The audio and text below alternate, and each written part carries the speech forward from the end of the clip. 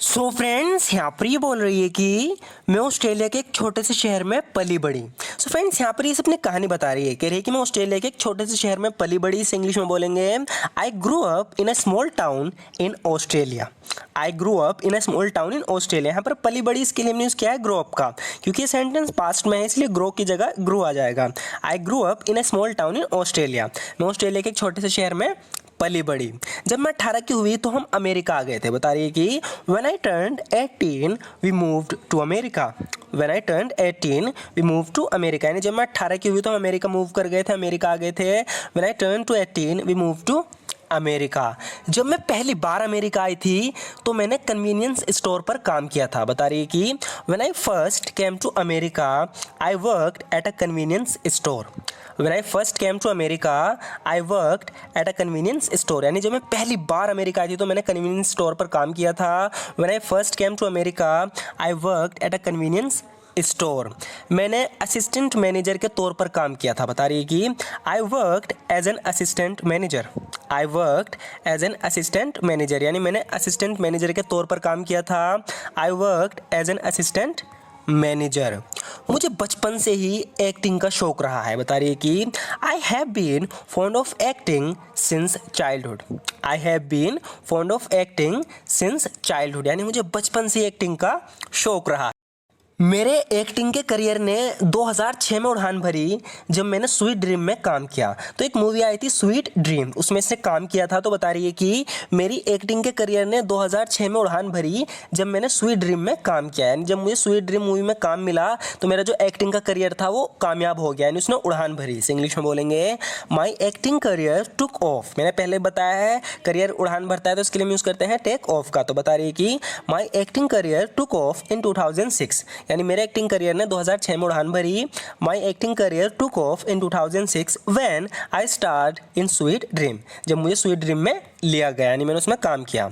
मेरी जिंदगी में बहुत उतार चढ़ाव आए। बता रही है कि मेरी जिंदगी में बहुत उतार चढ़ाव आए। इंग्लिश में बोलेंगे I have had a lot of ups and downs in my life. उतार चढ़ाव मतलब अच्छे बुरे दिन। इससे बता रही है कि मेरी ज़िंदगी में बहुत उतार चढ़ाव आए, यानी कि बहुत अच्छे बुरे दिन आए। I have had a lot of ups and downs in my life. I have had a lot of ups and downs in my life, यानी मेरी ज़िंदगी में बहुत उतार चढ़ाव आए। एक समय पर तो सभी ने मुझसे उम्मीदें छोड़ दी थी, यानी कि सब लोगों को लगने लगा था कि मैं कुछ नहीं कर पाऊंगी। लोगों ने मुझसे उम्मीद छोड़ दी। उम्मीद छोड़ना, इसके लिए हम यूज़ करते हैं give up on someone. Give up on someone एक फ्रेजल वर्ब है जिसका यूज़ होता है। तो बता रही है कि at one point in my life, यानी ज़िंदगी के एक पॉइंट पर आकर, एक समय में तो एवरीबडी गेव अप ऑन मी, सब ने मुझसे उम्मीद छोड़ दी थी। बता रही है कि at one point in my life everybody gave up on me, यानी एक समय पर तो सबने मुझसे उम्मीद छोड़ दी थी। At one point in my life everybody gave up on me, लेकिन मेरे माता पिता ने मुझसे कभी उम्मीद नहीं छोड़ी। आगे बता रही कि but my parents never gave up on me. But my parents never gave up on me, लेकिन मेरे माता पिता ने मुझसे कभी उम्मीद नहीं छोड़ी। But my parents never gave up on me. वे हमेशा मुझे आगे बढ़ने के लिए प्रोत्साहित करते रहे, यानी मेरी हिम्मत बढ़ाते रहे हमेशा आगे बढ़ने के लिए। बता रही है कि they always kept encouraging me to move forward.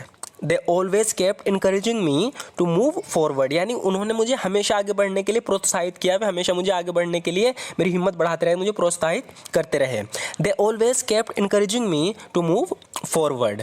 मेरी सफलता का श्रेय मेरे माता पिता को जाता है। बता रही है कि मैं जो सफल हुई उसका क्रेडिट, उसका श्रेय मेरे माता पिता को जाता है।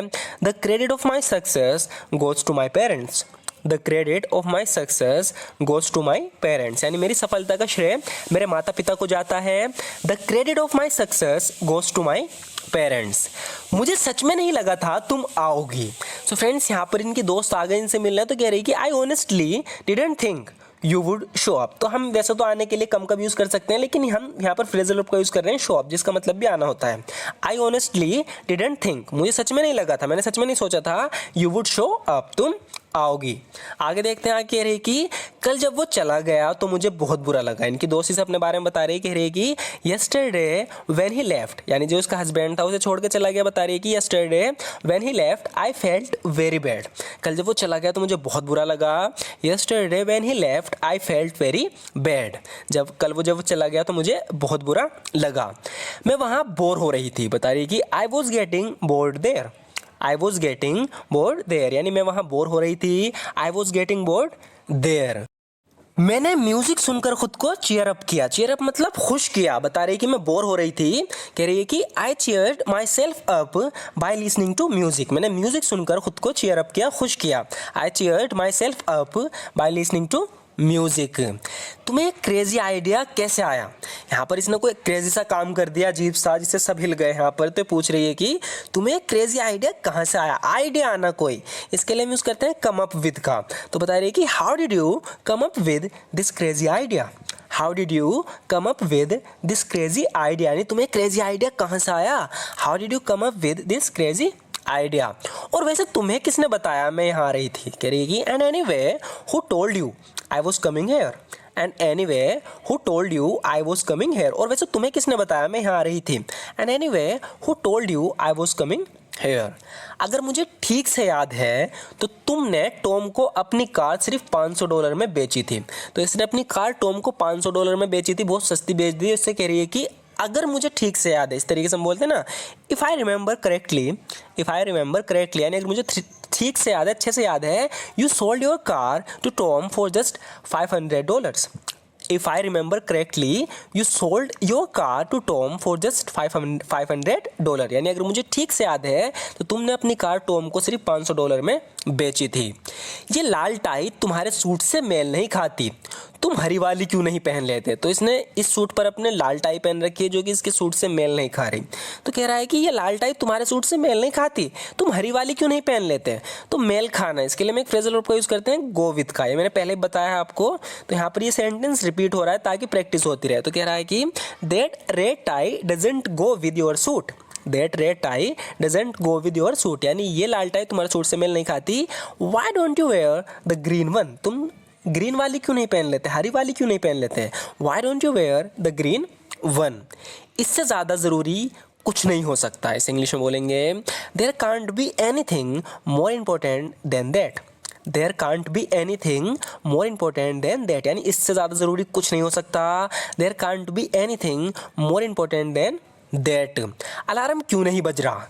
तो यहाँ पर आग लग गई, आग लगने से एकदम अलार्म बजना चाहिए था, इस बिल्डिंग में सिस्टम था, लेकिन अलार्म बजा नहीं। तो ये पूछ रहा है कि why isn't the alarm going of? तो अलार्म बजना, उसके लिए हम एक फ्रेजल वर्ब का यूज़ करते हैं गो ऑफ का।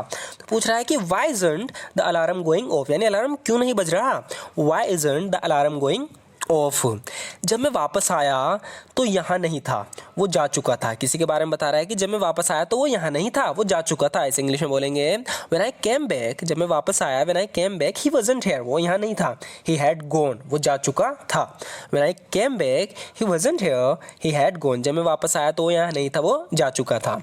सो फ्रेंड्स, आज की वीडियो में बस इतना ही। लास्ट के 4 से 5 सेंटेंसेस हर वीडियो की तरह इसमें भी रिपीट किए हैं ताकि प्रैक्टिस होती रहे। जैसे कि ये सेंटेंस हैं और ये 2-3 जितने भी हैं हमने रिपीट किए हैं, इसलिए किए हैं ताकि आप प्रैक्टिस करते रहो। प्रैक्टिस बहुत ज़्यादा ज़रूरी है।